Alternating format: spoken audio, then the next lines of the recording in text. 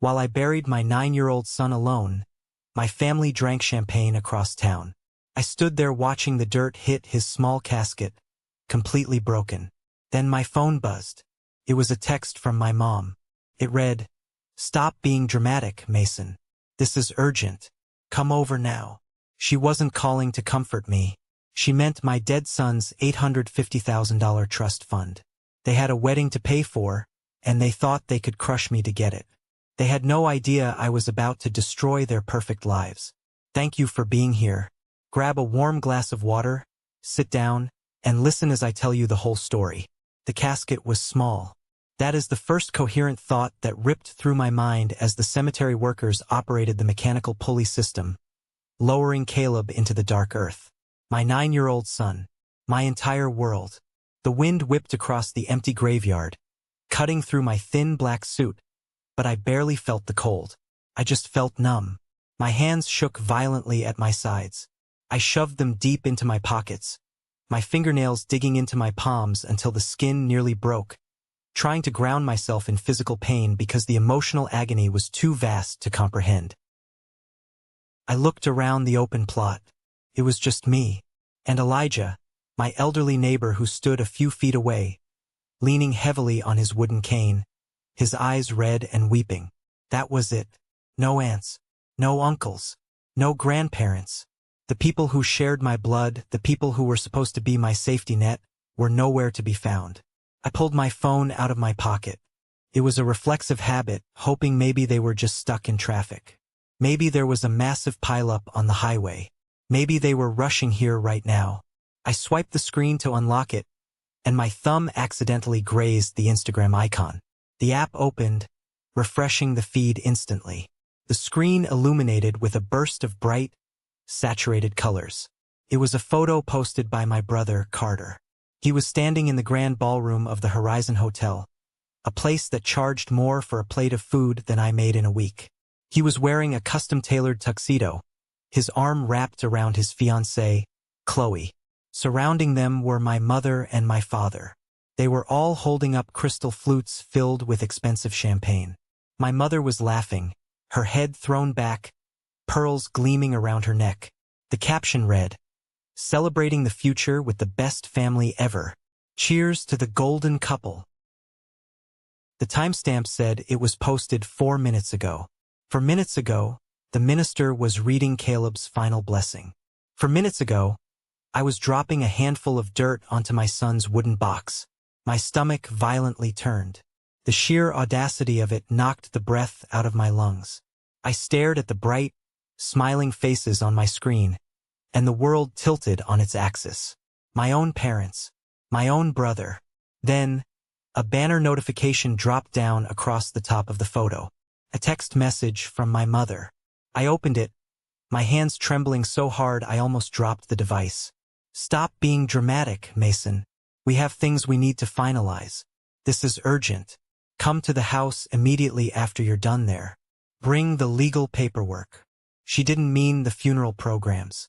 She didn't mean Caleb's death certificate. She meant the trust fund. The $850,000 college fund my ex-wife had set up for Caleb before our divorce. The money that was supposed to secure his future. My son was not even fully buried yet, and they were already circling like vultures. I locked the phone and slid it back into my pocket. The numbness evaporated, replaced by a cold, hard knot of absolute rage forming in the pit of my stomach. I walked over to the edge of the grave, reached into my coat, and pulled out Caleb's favorite plastic superhero action figure.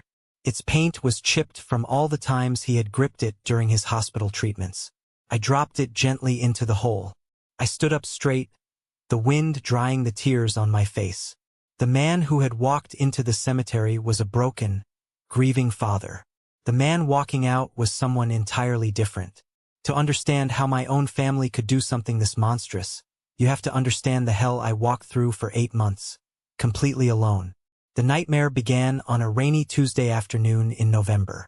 The hospital walls were that awful, sterile shade of pale green that makes everyone look sick. The pediatric oncologist, a weary-looking man named Dr. Evans, sat across from me in a cramped consultation room. The air felt heavy, suffocating. He didn't sugarcoat it. Rare blood disorder. Aggressive. The survival rates were statistics I instantly tried to scrub from my brain. Caleb was sitting out in the hallway, swinging his legs on a plastic chair, completely unaware that his childhood had just ended. I stumbled out of that office in a total daze. The first thing I did was call my mother. I needed her. I was 32 years old, but in that moment, I was a terrified kid who just needed his mom to tell him it was going to be okay. The phone rang 4 times before she picked up. I could hear the clinking of silverware and light jazz music in the background. She was at her country club. "Mason, I'm right in the middle of a luncheon. Make it quick," she said, her tone clipped and impatient. My voice broke immediately. "Mom, it's Caleb. The doctors, they ran the tests. It's bad. He has a rare blood disease. They want to start aggressive chemotherapy tomorrow." I'm terrified. There was a pause on the line. I waited for the gasp, the sudden shift in tone, the promise that she and Dad were rushing straight to the hospital. Instead, I heard her sigh, a long put-upon sigh. "Oh, Mason, please," she said, her voice dripping with condescension. "You always do this. You overreact to everything. Last year he had the flu and you acted like the world was ending. Doctors love to run expensive tests and scare parents. Just give him some vitamins and let him rest." "Mom, this isn't the flu," I choked out, gripping the edge of a trash can in the hallway to keep from collapsing. "This is cancer. He could die. Stop being so morbid," she snapped. "Your brother is launching his new tech startup this week, and the stress is already killing your father and me. We cannot handle your manufactured drama right now. I'll call you this weekend. Give Caleb a kiss." Click. The line went dead. I stared at the phone screen until it faded to black. I tried calling my dad next. It went straight to voicemail. I called my brother, Carter. He answered on the second ring, sounding annoyed. "Look, man, I'm reviewing term sheets right now," Carter said before I even spoke. "Carter, Caleb is sick. Really sick. We're at Memorial Hospital," I pleaded. "Tough break. But hey, hospitals give me massive anxiety, you know that? Plus, I can't afford to catch a bug right now. The investors are coming to town. Tell the little guy to tough it out." He hung up. I stood in that sterile hallway, the fluorescent lights buzzing violently overhead. My son was sitting 10 feet away, trusting me to protect him from a monster inside his own blood, and my family had just slammed the door in my face. I realized right then that if Caleb was going to fight this war, I was the only army he had. I wiped my face, pasted on the biggest, bravest smile I could muster, and walked back out to my son. I promised him we were going to beat it. I promised him I would never leave his side. And for 8 months, I kept that promise, while my blood relatives vanished like ghosts. The next 8 months were a blur of beeping machines, midnight fevers, and the metallic smell of hospital cafeterias. I exhausted all my paid time off at work within the first month. By month 3, I had to quit my job entirely to become Caleb's full-time caregiver. My salary disappeared overnight. My savings account started draining like water through a sieve just to keep the lights on at my apartment and pay for the medications insurance refused to cover. But in the darkest corners of your life, you find out who your real people are. My neighbor, Elijah, an 80-year-old retired mechanic, became my lifeline. Elijah had hands like worn leather and a heart of absolute gold. When I was too exhausted to stand, Elijah would show up at my front door holding a steaming casserole dish. He would sit by Caleb's bed in the hospital, telling him wild, exaggerated stories about fixing classic cars, just to give me an hour to sleep in the waiting room. Elijah wasn't blood, but he was more of a grandfather to Caleb than my own dad ever was. Then there was Julian. Julian had been my best friend since we were kids playing in the dirt. He was the guy who stood as my best man at my wedding, the guy who promised to be Uncle Julian forever. When Caleb first got sick, Julian came around a few times. He'd bring comic books and play video games with Caleb. But as the weeks turned into months, and Caleb lost his hair and his energy, Julian's visits became shorter. Then they stopped altogether. I call him desperate for 10 minutes of adult conversation just to talk to someone about baseball or the weather, anything other than white blood cell counts. "Hey man, I'm swamped at the firm," Julian would say, the revving engine of his silver Porsche audible through the phone. "This new promotion has me working insane hours. Let's grab a beer next month, all right? Keep your head up." Next month never came. Julian ghosted me. My best friend couldn't handle the inconvenience of my tragedy. The hardest part wasn't my own loneliness. The hardest part was Caleb. He was sharp and he noticed everything. One afternoon, while the 4-pump clicked rhythmically next to his bed, he looked up at me from his coloring book. His skin was pale, his eyes sunken, but they were so clear. "Dad?" he asked, his voice raspy. "Yeah, buddy. I'm right here," I said, holding his small, bruised hand. "Are Grandma and Grandpa mad at me? Did I do something wrong?" The question hit me like a physical blow to the chest.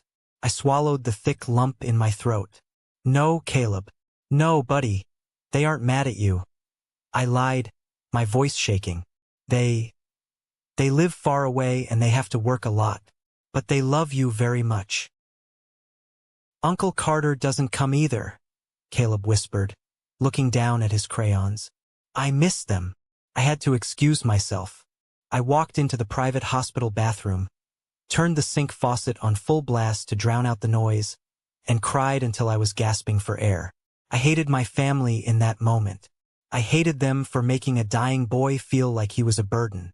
I hated them for their country club lunches and their startup meetings while my son was fighting for his next breath. I wiped my face with a harsh paper towel, looked at my bloodshot eyes in the mirror, and vowed that I would never, ever let them hurt him again. The end came much faster than the doctors predicted. We were in month 8. The aggressive treatments had failed. The bone marrow transplant had been rejected. The cancer was everywhere. Dr. Evans pulled me into the hallway on a Thursday morning, his shoulders slumped, and told me the words every parent dreads more than death itself. "There is nothing more we can do. It's time to make him comfortable." I moved Caleb into a hospice room. I sat in a hard plastic chair next to his bed for 4 days straight. I didn't eat. I barely drank. I just held his hand, counting every shallow rise and fall of his chest. On Friday afternoon, I knew time was running out. I picked up my phone and called my parents' house. My father answered. "Dad?" I said, my voice completely hollowed out.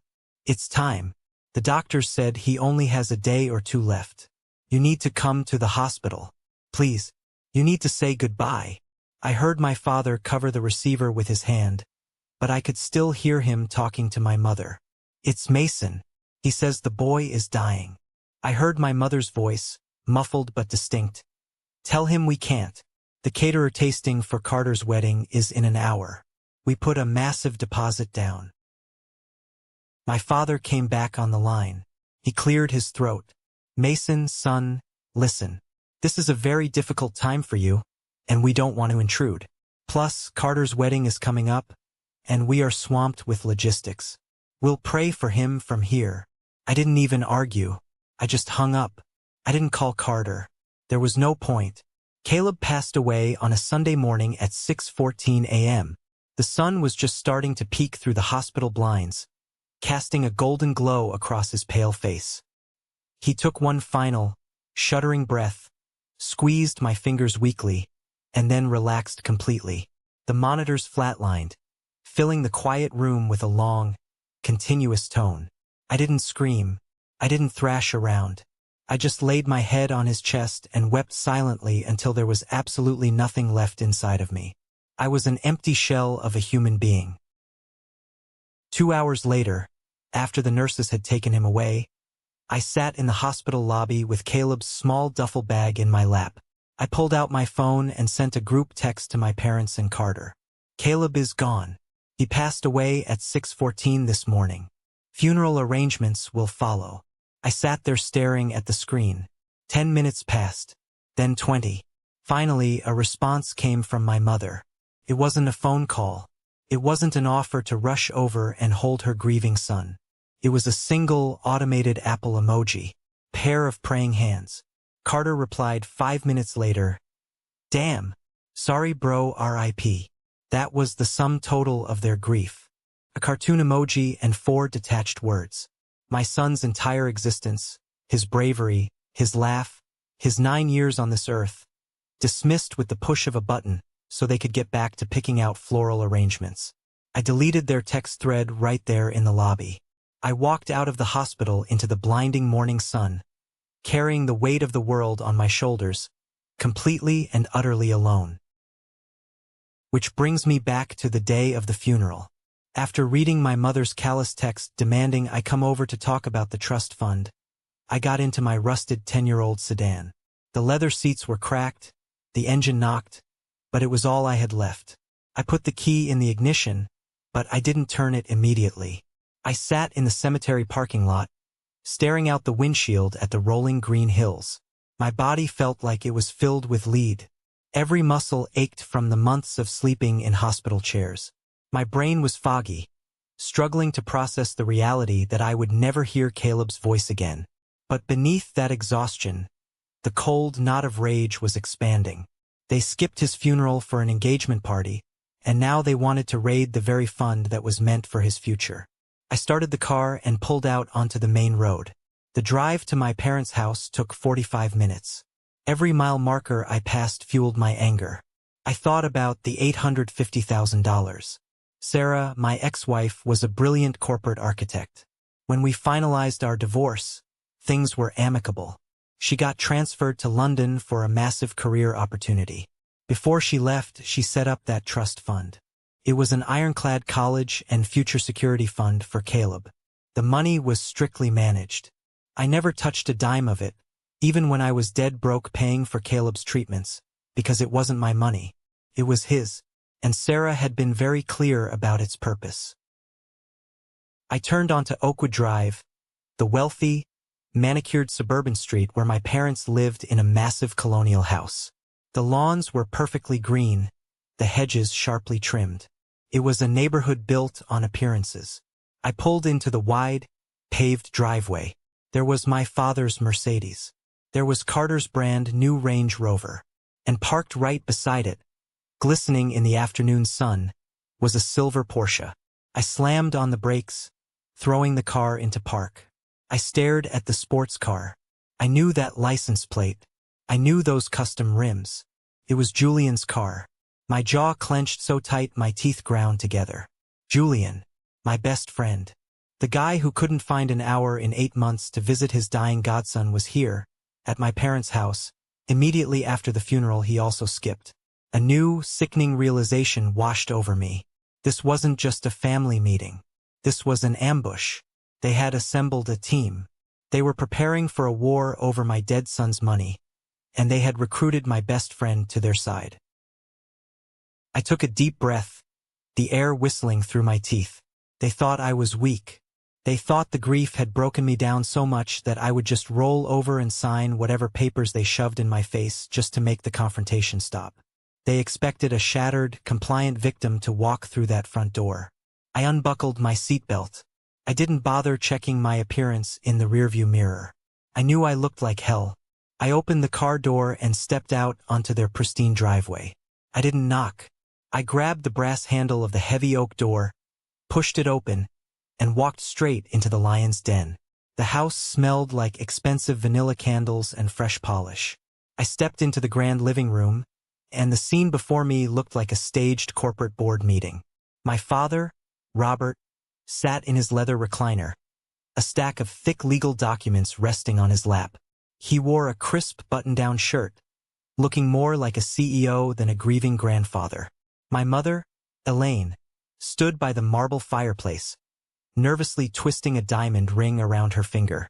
Carter was sprawled on the expensive cream-colored sofa, scrolling through his phone with a bored expression. And sitting in the armchair in the corner was Julian. He was wearing a sharp navy suit, looking everywhere except at me. "Well," my father said, breaking the silence. He didn't offer his condolences. He didn't ask how the burial went. He just tapped the legal folder. "Have a seat, Mason. We have business to discuss." I didn't sit. I stood in the center of the Persian rug, my arms crossed over my chest. Business? I repeated, the word tasting like ash in my mouth.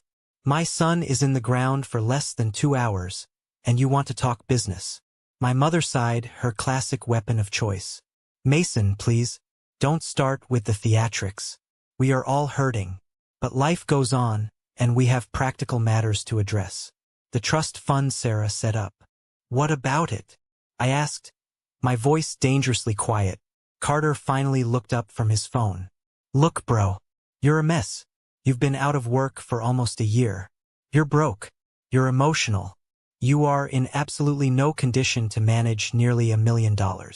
It's irresponsible. My father stood up and walked over to the glass coffee table, dropping the heavy folder onto it. He slid a silver pen next to the papers. This is a transfer of trusteeship, he said smoothly. You are currently the residual beneficiary and trustee now that Caleb is gone. We need you to sign your rights over to Carter. He has the financial background to manage these assets properly within the family portfolio. I stared at the documents. The sheer sociopathic nature of the request was staggering. You want me to hand over Caleb's money to Carter? I asked, looking directly into my father's eyes. The same Carter who couldn't be bothered to visit the hospital because it gave him anxiety? The same Carter who was drinking champagne while I was burying my child. Carter stood up, his face flushing red. Don't you dare put this on me. My company is going through a critical phase. My wedding is in 2 months. I have real responsibilities, Mason. You've done nothing but sit in a hospital room for a year. You're unstable. Unstable? I laughed, a harsh, bitter sound that echoed in the high-ceilinged room. I watched my son die while you picked out appetizers. And now you want his money to fund your pathetic, fake lifestyle. Watch your mouth, my father barked, his face darkening. This family is in a cash flow crisis. Carter's startup is heavily leveraged. Your mother and I have extended our credit to help him. We need liquidity, Mason. That trust fund is sitting there doing nothing.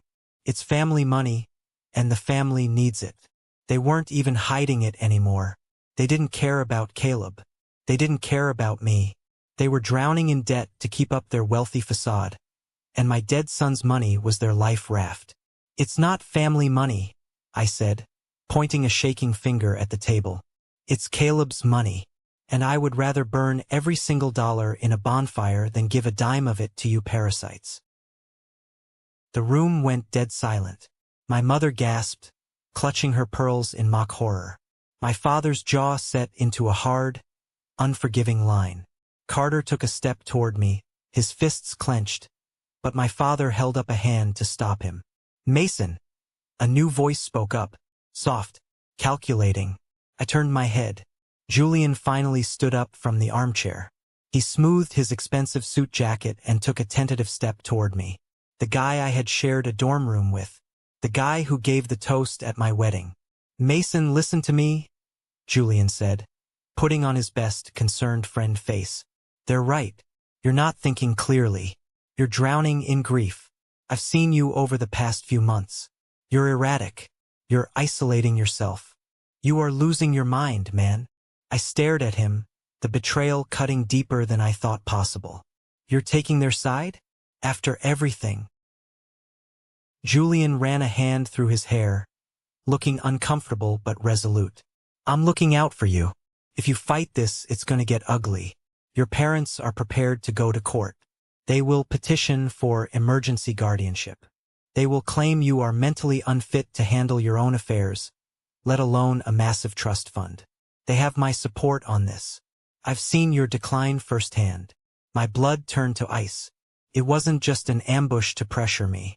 It was a coordinated legal threat.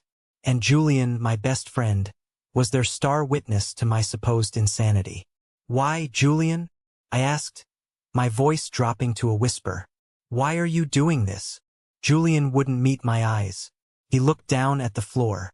Carter is doing big things. It's just business, Mason. Just sign the papers and let your family take care of you. I understood immediately. Julian was a mid-level accountant at a firm he hated. Carter was launching a heavily funded tech startup. They had bought him. My best friend had traded my son's memory and my sanity for a corporate job title. "You're a coward," I said to Julian. The words were flat, devoid of anger, entirely factual.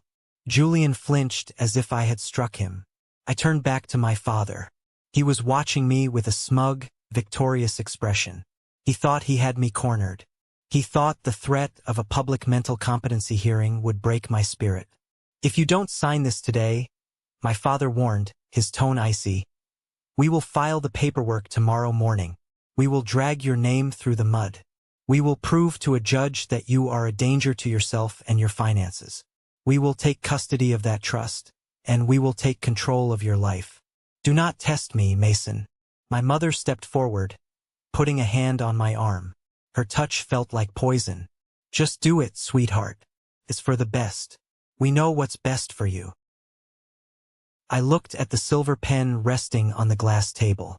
I looked at the legal documents that would sign away the last piece of Caleb's legacy to these vultures. Then, I looked at the 4 people standing in the room. I felt a strange, terrifying calm settle over my entire body. The fear was gone. The grief was pushed into a tight box in the corner of my mind. I violently shoved my mother's hand off my arm. "File the paperwork," I said, my voice echoing with absolute certainty. I turned on my heel, walked out of the living room, and slammed the heavy oak front door shut behind me, the sound echoing like a gunshot through their pristine house. I practically ran to my rusty sedan.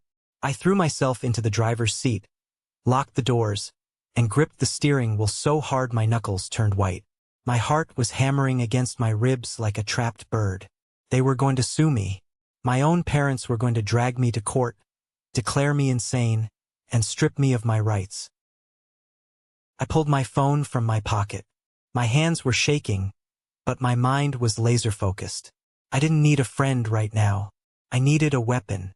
I scrolled through my contacts until I found the name, David Sterling. David was the high-powered trust lawyer Sarah had hired years ago to set up Caleb's fund.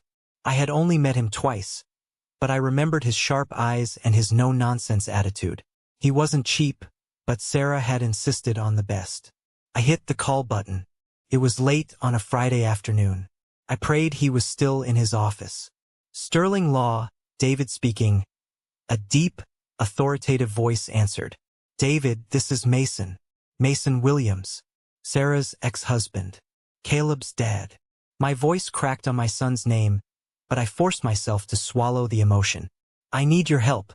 Immediately." "Mason," David said, his tone softening instantly. "I received the notification about Caleb. I am so incredibly sorry for your loss. I was planning to reach out next week regarding the trust execution." "We don't have until next week," I said, the words spilling out of me in a frantic rush. "I just left my parents' house. They cornered me, my brother, my parents, and my former best friend. They demanded I sign over trusteeship to my brother to save his failing company. When I refused, they threatened to file for emergency guardianship tomorrow. They're going to tell a judge I'm mentally unstable from grief to seize the $850,000. There was a long silence on the other end of the line. I heard the sound of typing on a keyboard. "Mason, where are you right now?" David asked, his voice entirely professional now. The sympathy was gone, replaced by tactical precision. "Sitting in my car outside their house. Drive away from there. Go home. Do not answer any calls or texts from them. Do not speak to them without me present." David paused. "Mason, I need you to breathe. They are trying to use scare tactics because they think you are vulnerable. But they are making a massive miscalculation." "What do you mean?" I asked, a spark of hope igniting in my chest. "Sarah was a very smart woman," David said quietly. "When we drafted this trust during your divorce, she was very explicit. She knew your family's history with money. She knew your brother was reckless. She instructed me to build a fortress around that money." My breath hitched. "What did she do?" "She had me insert a hostile interference clause," David explained. It explicitly names your parents, Robert and Elaine, and your brother, Carter. The clause states that if they attempt to challenge the trust, alter the trusteeship, or claim you are unfit without verified, independent medical consensus chosen by this law firm, they forfeit any and all future claims to the estate, and we are authorized to aggressively countersue for legal fees and damages. I closed my eyes, a tear slipping down my cheek. Even from thousands of miles away, even years after our divorce, Sarah was still protecting our boy. She had seen the monsters in my family long before I was willing to admit they existed. "But David," I said, my voice trembling, "they have my best friend. Julian is going to testify that I'm crazy." "Let them try," David said coldly. "Be at my office tomorrow morning at 9 a.m. Bring everything you have. Medical records, texts, emails. We are going to war." I didn't sleep a single minute that night. I sat at my kitchen table, surrounded by 18 months' worth of Caleb's medical files, hospital bills, and journals I had kept tracking his medications.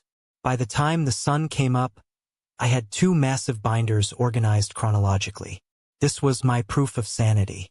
This was proof that I had managed complex medical logistics flawlessly while my family was out playing golf.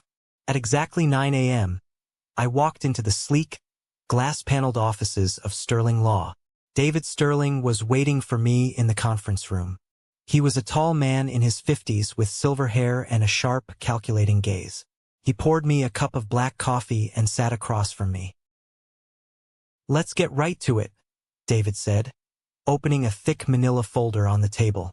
"I reviewed the trust documents late last night. Your position is legally ironclad regarding the money. The issue is their threat of guardianship. If a judge grants an emergency temporary guardianship based on false testimony from your friend Julian, they could freeze the assets and create a massive legal headache. We need to strike first, and we need to destroy their credibility." I slid my binders across the table. I brought everything. Every hospital visit, every prescription, every doctor's note. I never missed a single appointment. David nodded approvingly, leafing through the pages. "Excellent. But I have something to show you that will make your blood run cold." He pulled a single sheet of paper from his folder and pushed it toward me. It was a printed log of phone calls. "My receptionist keeps meticulous records of every incoming call to this firm," David said, his voice grim. "Look at the dates." I scanned the paper. There were 4 calls highlighted in yellow. The numbers belonged to my father's cell phone and Carter's office line. The dates were from 3 months ago. 3 months ago, Caleb was still alive. We were in the middle of trying the experimental bone marrow treatment. I was praying for a miracle. "They called my office," David explained softly. "They pretended to be calling on your behalf. They asked my paralegal detailed questions about what would happen to the $850,000 trust if Caleb didn't survive the treatment, and what the legal process was to remove a grieving parent as a trustee. My staff refused to give them information and flagged the account. I stared at the paper, nausea rolling through my stomach. It was one thing to be greedy after Caleb died. It was an entirely different level of evil to be calculating the payout while my son was still breathing. They had been planning this ambush for months. They were waiting for my son to die. I looked up at David, the last shred of familial loyalty burning away into ashes. "I want to destroy them. I want to expose them for exactly what they are." David leaned back in his leather chair, a predatory smile forming on his lips. "That is exactly what we are going to do. But we need more evidence of their malicious intent. We need them to say it out loud on the record." "How?" I asked. "They won't talk to me without their lawyer now." "They are arrogant," David said, tapping his pen on the table. "They think you are weak. They think they have you backed into a corner. We are going to use their arrogance against them. I want you to invite them to a meeting today. Tell them you are reconsidering. But we aren't going to do it at their house." David leaned forward, his eyes locked on mine. "We are going to do it in public, and you are going to wear a wire." We chose a busy Starbucks in the center of town. It was a Saturday afternoon, and the place was packed with college students, families, and people reading books. It was the perfect stage. People with secrets hate crowds. I sat at a corner table, a lukewarm black coffee in front of me. Beneath my jacket, a tiny digital audio recorder was taped to my chest, actively recording. My phone was face down on the table, loaded with the ammunition David and I had prepared. Elijah, my loyal neighbor, was sitting 3 tables away, reading a newspaper, acting as my silent witness. At 2 p.m. precisely, they walked in. Carter, my mother, and my father. Julian wasn't with them. They likely thought they didn't need the muscle if I was ready to surrender. They looked incredibly out of place in their designer clothes amidst the casual weekend crowd. Carter looked smug. My father looked impatient. They pulled up chairs and sat around my small table, crowding me. "Let's make this quick, Mason," Carter said loudly, drawing a few glances from nearby tables. "I have a meeting with my lead investor in an hour. Did you bring the signed transfer papers?" I took a slow sip of my coffee. "No, I didn't sign them." My father slammed his hand flat on the table, making the coffee cups rattle. "Mason, we discussed this yesterday. We are not playing games. If you didn't bring the papers, why did you call us here?" "Because I wanted to ask you a question in public," I said, keeping my voice perfectly calm and measured. "Why didn't you come to Caleb's funeral?" My mother rolled her eyes, leaning in close. "Mason, keep your voice down. We told you Carter's engagement party tasting was scheduled months in advance. We couldn't lose the deposit. We grieved in our own way." I reached for my phone, flipped it over, and unlocked it. I opened the photo gallery. "You grieved in your own way?" I asked loudly. Several people at the adjacent tables stopped talking and looked over. I slid the phone across the table. It displayed the Instagram photo of them holding champagne glasses, laughing. "This was posted at the exact minute they were lowering your grandson into the dirt," I said, my voice carrying across the quiet hum of the coffee shop. "You were drinking vintage champagne while I buried my child alone." Carter snatched the phone, his face turning an ugly shade of purple. "You pathetic loser," he hissed, leaning aggressively across the table. "You think anyone cares about your sob story? My company is bleeding cash. Chloe wants a $250,000 wedding. The trust fund is just sitting there. You don't need it. You live in a dump. Hand over the money, or we will ruin you." "Carter, quiet," my father snapped, realizing people were staring. He turned to me, his voice a low, threatening growl. "You have until Monday morning. If you do not sign that money over to the family portfolio to cover Carter's debts, I will file the guardianship papers. We have Julian's sworn statement that you are having psychotic breaks. We will have you committed, Mason. I brought you into this world, and I will lock you away to protect this family's assets.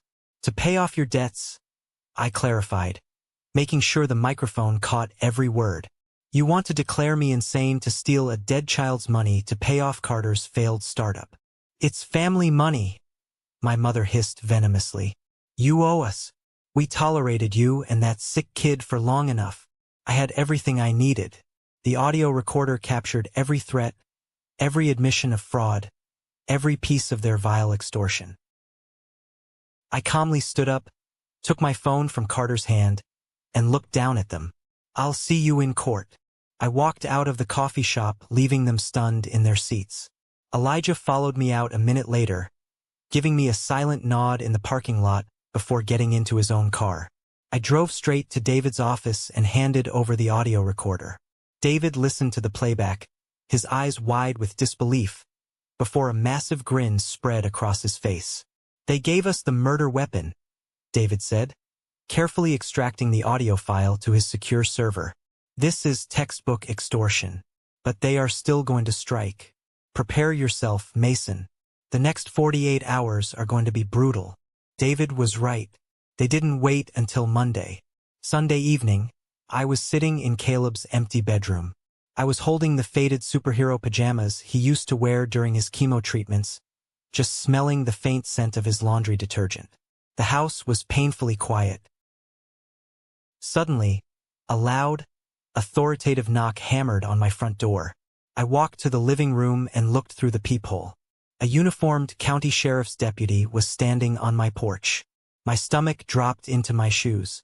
I unlocked the deadbolt and pulled the door open. "Mason Williams?" the deputy asked, his face totally blank. "A man just doing a job." "Yes, that's me." He thrust a thick manila envelope into my chest. "You've been served." He turned and walked back to his cruiser without another word. I stood in the doorway, the heavy envelope burning my hands.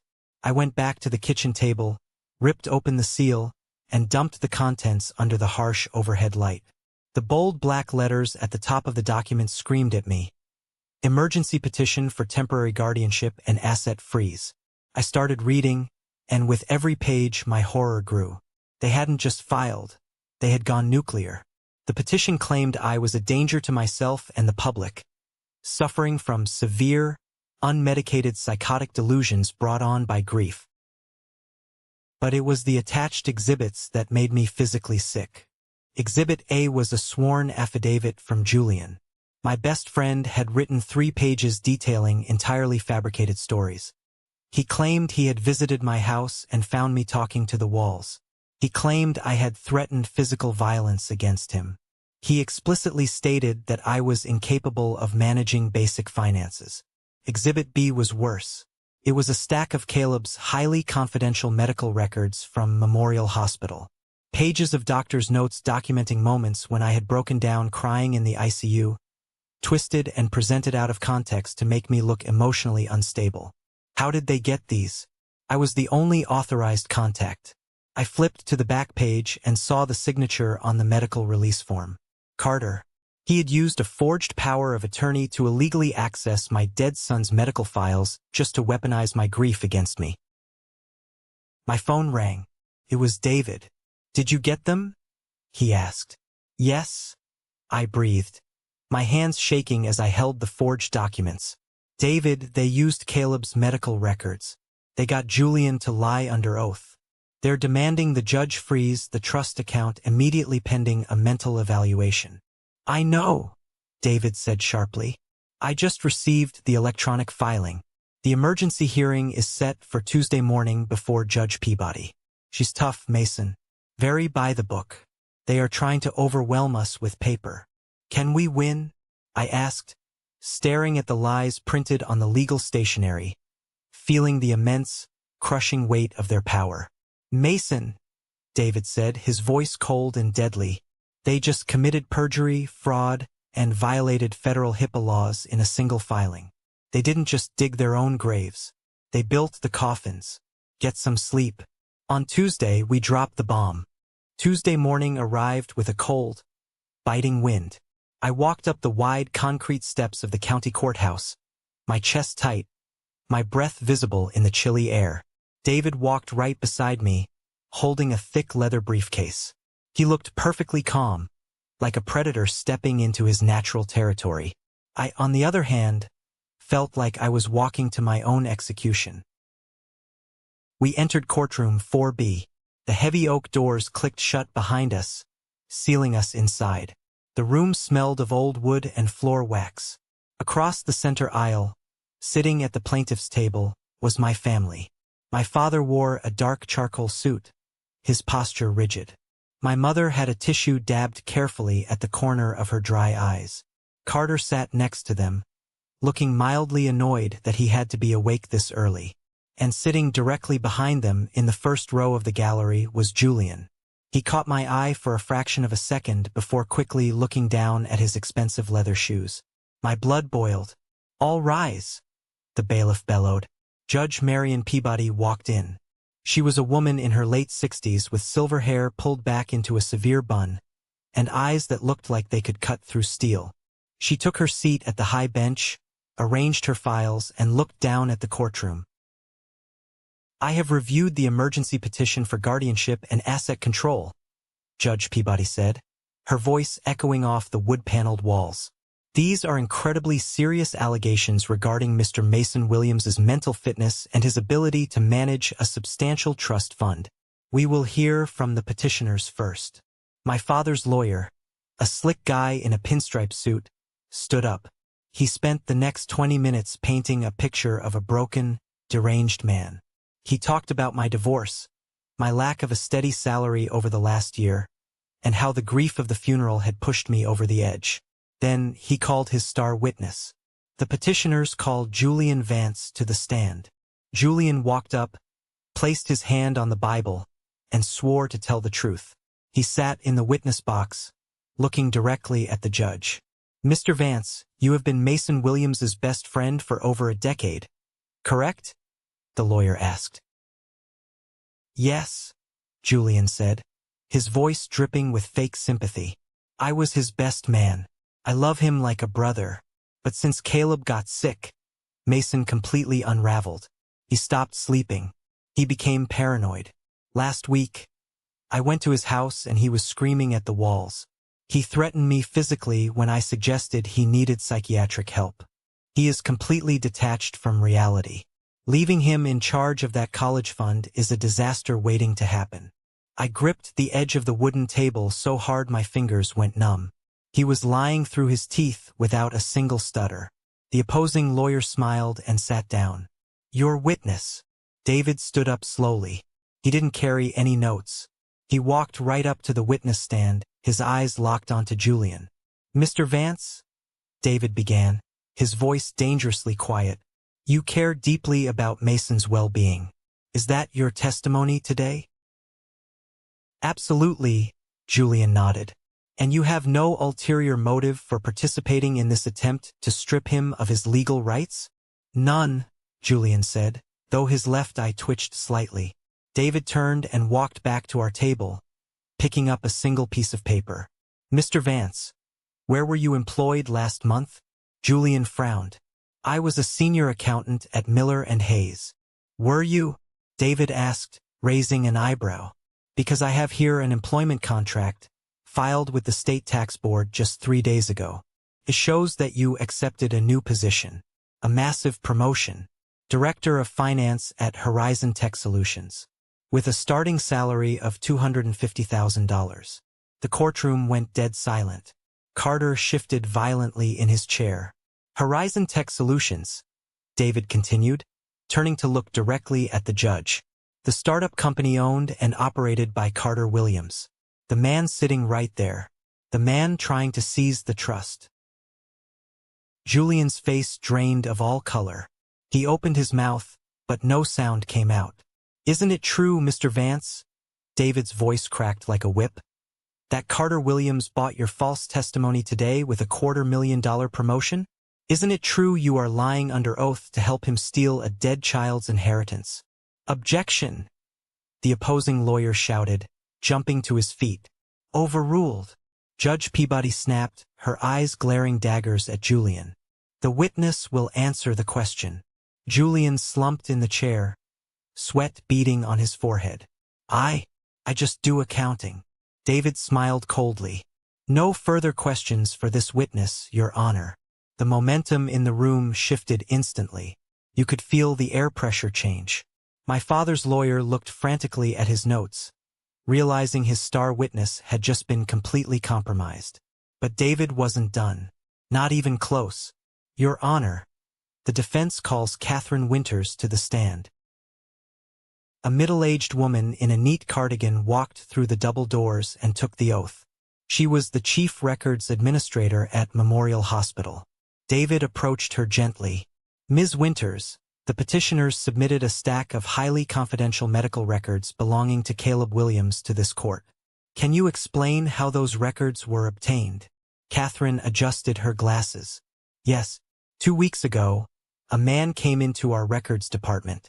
He presented a power of attorney form, claiming Mason Williams was incapacitated. He requested the complete medical file for the deceased minor. And did you review this power of attorney form? David asked. Our legal department did after the fact, Catherine stated, her voice firm. We discovered the notary stamp was completely forged. The document was fraudulent. The man who submitted it committed identity theft to bypass HIPAA regulations. Do you see the man who submitted the forged document in this courtroom today? David asked. Catherine pointed a steady finger directly at the plaintiff's table. Yes, it was Carter Williams. Carter practically jumped out of his chair. That's a lie. I was just getting family records. Sit down and remain silent, Mr. Williams. Judge Peabody roared, banging her gavel so hard the sound cracked through the room. One more outburst and you will be sitting in a holding cell for contempt.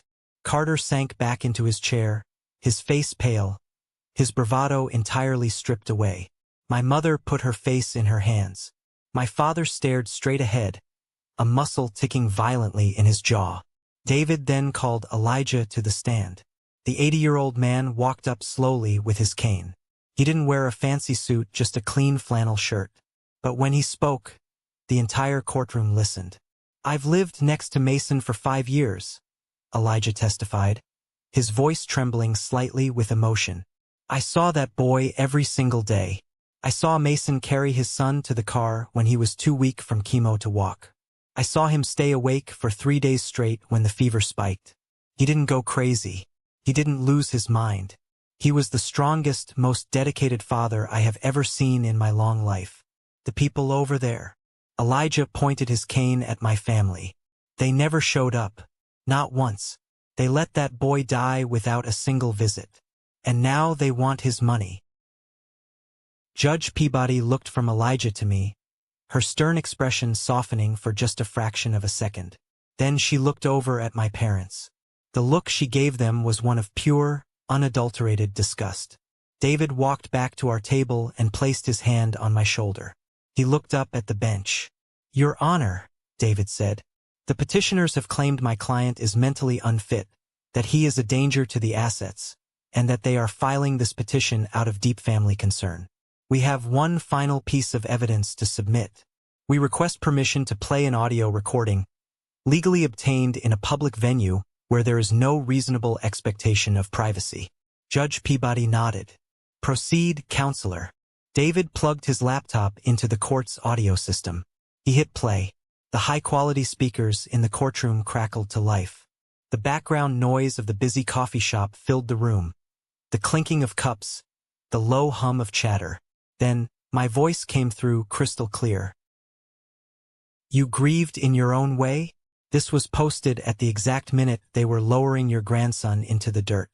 You were drinking vintage champagne while I buried my child alone. The sound of Carter snatching the phone echoed loudly. Then, Carter's furious, arrogant voice blasted through the courtroom. You pathetic loser. You think anyone cares about your sob story? My company is bleeding cash. Chloe wants a $250,000 wedding. The trust fund is just sitting there. You don't need it. You live in a dump. Hand over the money, or we will ruin you.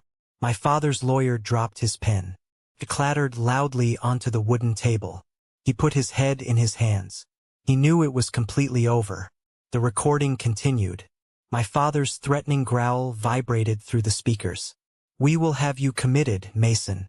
I brought you into this world, and I will lock you away to protect this family's assets. And then, my mother's venomous hiss, the final nail in their coffin. It's family money. You owe us. We tolerated you and that sick kid for long enough. David hit the spacebar, stopping the audio. The silence in the courtroom was absolute. It was a heavy, suffocating silence. I looked over at the plaintiff's table. They were completely destroyed. Carter was staring at the floor, his chest heaving in panic.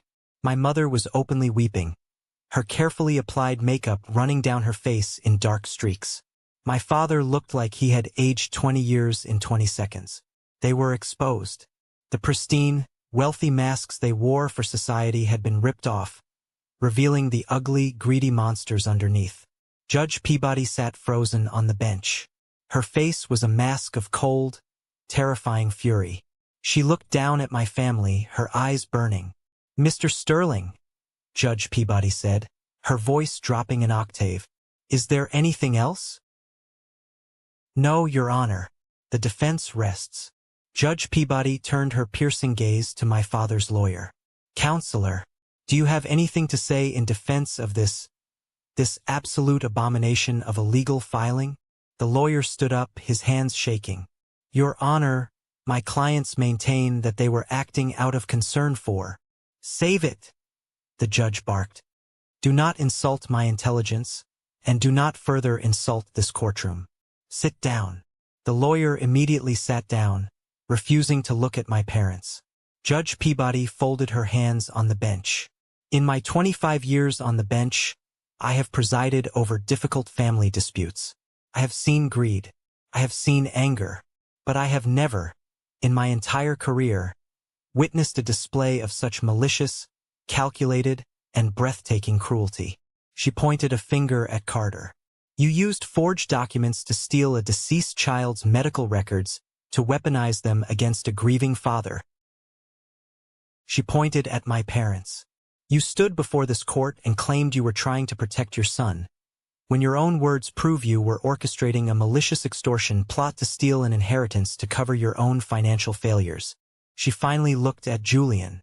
And you, Mr. Vance. You sold your soul and committed blatant perjury for a corporate title. She picked up her heavy wooden gavel. I am ready to rule. The courtroom held its collective breath. Even the bailiff standing by the door seemed completely frozen. The emergency petition for temporary guardianship and asset control is dismissed with extreme prejudice, Judge Peabody announced, her voice ringing out with absolute authority. The trust fund will remain entirely under the control of Mason Williams. A massive weight lifted off my chest. The crushing pressure that had been sitting on my lungs for days finally evaporated. I let out a long, shaky breath, closing my eyes in pure relief. But the judge was not finished. Furthermore, she continued, her eyes locked on the plaintiff's table, this court does not take lightly the abuse of the judicial system for the purpose of financial extortion. I am formally referring Julian Vance, Carter Williams, Robert Williams, and Elaine Williams to the district attorney's office for immediate criminal investigation regarding conspiracy, fraud, and multiple counts of perjury. My mother let out a loud, wailing sob. My father grabbed her arm, his face completely devoid of color. Carter looked like he was going to be physically sick right there at the table. Additionally, Judge Peabody said, turning her attention to me, Mr. Williams, based on the threats heard in that audio recording, I am granting a permanent, full stay-away restraining order. These individuals are barred from coming within 500 feet of you, your residence, or your place of employment. If they attempt to contact you by phone, email, or third party, they will be arrested immediately. She picked up her pen, signed the heavy stack of documents in front of her with aggressive, sharp strokes, and handed them down to the court clerk. She looked at me one last time. Her stern face softened, and for a moment, she wasn't just a judge. She was a human being witnessing another human's survival. Mr. Williams, she said quietly, no parent should ever have to endure the loss of a child. And no one should ever have to endure the betrayal you have faced from the people who were supposed to protect you. You fought for your son's memory today with incredible dignity. I am deeply sorry for your loss. Court is adjourned. She slammed the gavel down. Bang. It was the loudest, most beautiful sound I had ever heard. It was the sound of justice. It was the sound of my freedom. As the judge exited the room, the tension finally snapped. The bailiffs immediately moved in, stepping between our table and the plaintiff's table to enforce the new restraining order. David turned to me, a huge, genuine smile on his face. He extended his hand. We did it, Mason. The money is safe. You are safe. They can never touch you again. I shook his hand, pulling him into a brief, hard hug. Thank you, David. Thank you for believing me. I turned around and saw Elijah leaning over the gallery railing. The old man had tears streaming down his weathered cheeks. He gave me a slow, proud nod. I walked over and hugged him tightly. Across the aisle, my family was in utter chaos. Their lawyer was packing his briefcase at lightning speed, actively ignoring my father's frantic questions. What do we do now? Carter was panicking, pulling at his expensive tie. The investors are going to pull out if I get indicted. My life is over. I stood there for a moment, watching the empire of lies they had built crumble into dust. I felt no pity. I felt no sorrow. I just felt clean. David and I walked out of the courtroom and down the wide marble hallway. The heavy doors swung open behind us, and my family spilled out, flanked by the bailiffs making sure they kept their distance. They saw me standing near the elevators. Despite the court order, despite the massive humiliation they had just suffered, their arrogance still drove them. "Mason!" my mother cried out, taking a step toward me before a bailiff put a stern hand on her chest, stopping her. "Mason, please, you can't let them do this to us. We are your family. Carter will go to jail." I turned to face them. I didn't yell. I didn't curse. I looked at the three of them with absolute, chilling indifference. "You aren't my family," I said, my voice echoing in the hallway. "My family is buried in the ground. You are just strangers who share my DNA. Do not ever speak to me again." I pressed the elevator button. The doors slid open. David and I stepped inside. The last thing I saw before the metal doors closed was Carter sliding down the marble wall, putting his head between his knees, his perfect life completely destroyed by his own greed. When we walked out the front doors of the courthouse, the crisp air hit my face. The sun was breaking through the morning clouds. For the first time in over a year, I looked up at the sky and felt a genuine spark of hope. This is the moment that changes everything, the moment I finally took back control of my life. Thank you so much for your patience and for staying with me until now. You've been amazing. Please give this video a like and comment one below to let me know you've made it this far. Not only does this help more people find this story, but it also lets me know that my experiences truly mean something to someone. Your support is my greatest motivation to keep sharing the rest of this journey. The next few weeks were a whirlwind of legal finalizing. The trust was entirely secured under my name. With David's guidance, I didn't spend the money on myself. I didn't buy a fancy car or a big house. Caleb never cared about money. He cared about superheroes saving people. So I set up a foundation, the Caleb Williams Memorial Trust. We partnered with Memorial Hospital to create a massive financial aid program for single parents dealing with pediatric cancer. We paid for the experimental drugs insurance wouldn't cover. We paid rent for parents who had to quit their jobs to sit by hospital beds. We made sure no parent ever had to feel as alone and desperate as I did. I finally had a purpose. I poured every ounce of my energy into building that foundation. I was working 60 hours a week, coordinating with hospital boards, meeting with desperate parents, and writing checks that literally saved lives. Meanwhile, karma was handling my blood relatives with brutal efficiency. I didn't have to seek them out. Their downfall made the local business news. Once the district attorney opened the criminal investigation for perjury and fraud, Carter's startup collapsed overnight. His lead investors pulled their funding immediately, citing the morality clause in their contracts. Without the capital, the company declared bankruptcy within a month. Chloe, his beautiful fiancée who wanted the $250,000 wedding, packed her bags and left him the moment the money dried up. Julian was fired from his accounting firm. No reputable financial institution will hire a man publicly investigated for lying under oath to steal money. He lost the silver Porsche to repossession. And my parents? The crushing legal fees from their defense attorneys drained their retirement accounts. They had to sell the massive colonial house in the wealthy suburbs and downsize to a small apartment across the state, forever running from the shame of what they had done. 6 months passed. The leaves on the trees turned bright orange and fell to the ground. Winter arrived, covering the city in a blanket of quiet snow. I was sitting in David's office on a Tuesday afternoon, signing the final tax documents for the foundation's end-of-year filings. We were drinking coffee, reflecting on how far everything had come. David closed the thick ledger. "Everything is perfectly in order, Mason. The foundation helped 22 families this quarter alone. You've done something incredible." "We did it," I corrected him. "I couldn't have navigated any of this without you." David smiled, but then his expression grew serious. He opened a desk drawer and pulled out a single, thin manila folder. He placed it carefully on the desk between us. "Mason," David said softly, "when we were doing the discovery phase for the trial, We subpoenaed all of your parents' financial records to prove their motive of debt. My paralegals combed through thousands of pages. We found this buried in the back of a file last week. I debated whether or not to show you.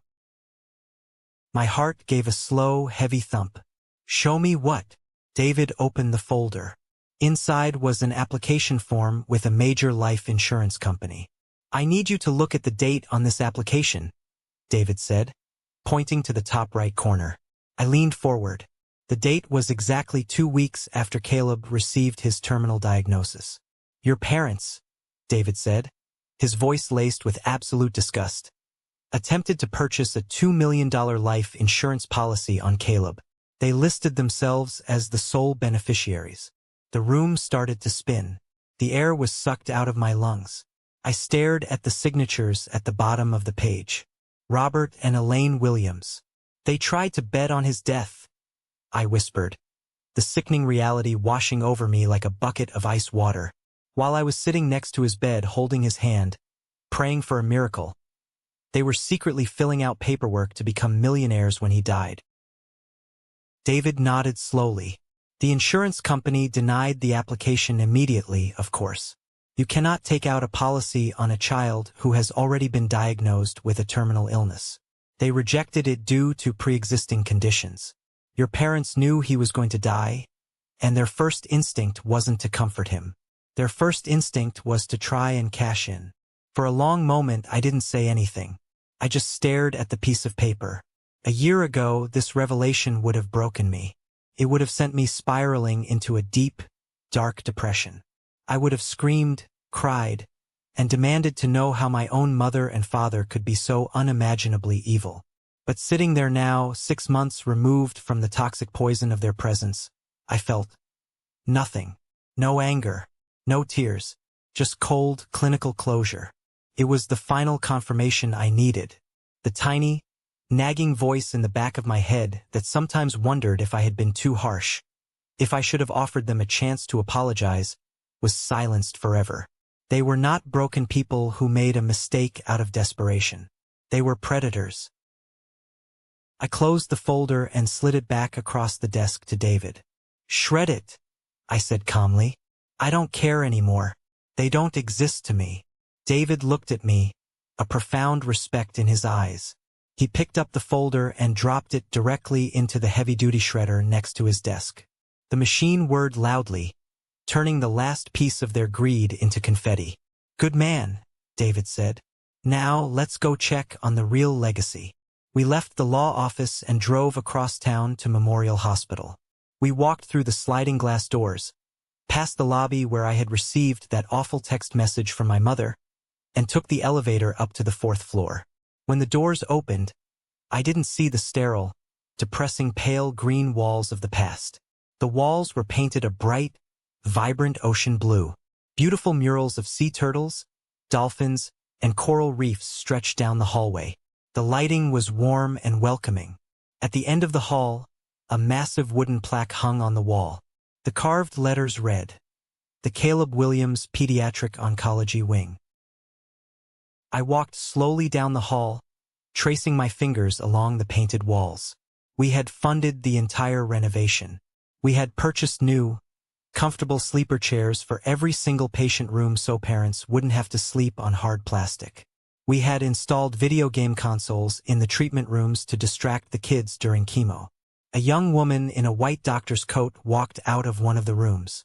She saw us and immediately smiled, walking over. "Mr. Williams, Mr. Sterling," she said warmly, extending her hand. "Hi, Dr. Jennifer," I said, shaking her hand. Jennifer was the first recipient of the Caleb Williams Medical Scholarship. She was a brilliant medical student who had almost dropped out of her residency because she couldn't afford the tuition. Our foundation covered her remaining debt on the condition she specialized in pediatric rare blood disorders. Now, she was one of the top attending physicians on the floor. "How are the kids today?" I asked. "They are fighting hard," Jennifer said, her eyes shining with dedication. "We have 2 patients going home this week. Their white cell counts look fantastic. And the new sleeper chairs? The parents haven't stopped thanking us. You've completely changed the environment here, Mason. Caleb changed it, I corrected her gently. I'm just delivering his message. We walked the floor for an hour. I didn't feel the suffocating grief I used to associate with this building. I saw a little boy playing a video game while hooked up to N4, laughing loudly at the screen. I saw a mother sleeping peacefully in one of the new chairs, holding her daughter's hand. I realized then that the $850,000 hadn't just been saved from the hands of greedy people. It had been weaponized for good. My son's life was short, tragically short, but his impact was going to echo through these halls for decades. He was saving lives he would never even meet. As David and I walked back to the car, the winter air felt crisp and clean in my lungs. You did good, Mason, David said, unlocking his car. Your boy would be incredibly proud of you. I know, I said, looking up at the hospital windows. I really think he is. I drove home that night to my small apartment. It was quiet, but it wasn't lonely. Elijah came over for dinner, bringing a fresh pot of stew. We sat at the kitchen table, eating and talking about his old cars. We laughed. I actually laughed out loud. A deep, real laugh from the chest. I looked across the table at the 80-year-old man who had stood by me when my own blood ran away. I thought about David, who fought like a gladiator to protect me. I thought about Sarah, who loved our son enough to build a fortress around his future. That was my family. A year to the exact day of the funeral, I drove back to the cemetery. The wind wasn't howling this time. It was a beautiful, clear spring morning. The grass was bright green, and the trees surrounding the property were beginning to bloom. I parked my car and walked down the paved path toward Caleb's plot. I wasn't the broken, trembling man I had been a year ago. I walked with my shoulders back, holding a small bouquet of bright yellow sunflowers. When I approached his headstone, I stopped. There was someone already there. A woman in her 30s was standing near the grave, holding the hand of a little girl who looked to be about 7 years old. The little girl had short, fuzzy hair, the unmistakable sign of a child whose hair was growing back after chemotherapy. I walked up slowly. The woman heard my footsteps and turned around. She looked startled for a moment. Then her eyes dropped to the sunflowers in my hand. I'm so sorry, she said quickly, stepping back. We didn't mean to intrude. Are you Mason? Yes, I said gently. I'm Caleb's dad. Tears instantly welled up in the woman's eyes. She put her hand over her mouth, her shoulders shaking slightly. Oh my God, I've wanted to meet you for so long. I'm Rachel, and this is my daughter, Emma. Emma peeked out from behind her mother's leg and gave me a shy wave. Emma was diagnosed with a rare leukemia 8 months ago, Rachel explained, wiping her eyes. I'm a single mom. I work as a waitress. When the hospital told me what the copays for the experimental treatments were going to be, I thought I was going to lose her. I couldn't afford it. I was terrified. She reached down and gently touched Emma's shoulder. Then the social worker told me about the Caleb Williams Memorial Trust. Your foundation covered everything, Mason. Every single bill. You paid our rent for 3 months so I could stay in the hospital with her. Because of you, because of your son, Emma is in total remission today. The doctors say she's going to live a long, healthy life. I stared at the little girl. She was vibrant, full of life, holding a small pink teddy bear. She looked at me with bright, clear eyes. We just came to say thank you, Rachel whispered. We wanted to thank Caleb. I felt a massive lump form in my throat, but it wasn't from grief. It was from an overwhelming, profound sense of peace. I crouched down to be eye level with the little girl. Hi, Emma, I said softly. Hi, she squeaked. Thank you for helping my mom. You're very welcome, I smiled. Caleb would be really happy to know you're doing so well. He was a superhero, just like you. Rachel and Emma stayed for a few more minutes before giving me a hug and walking back toward the parking lot. I watched them go, a mother and daughter walking into the future, a future that existed because my son had lived. I turned back to the polished granite headstone.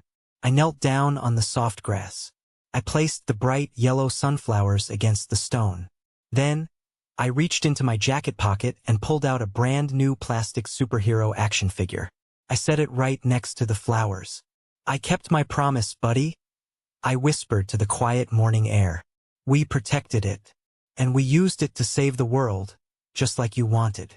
I stood up, taking a deep breath of the fresh spring air. I looked around the cemetery, realizing that the agonizing pain of the past year had finally burned away, leaving behind a foundation of solid rock.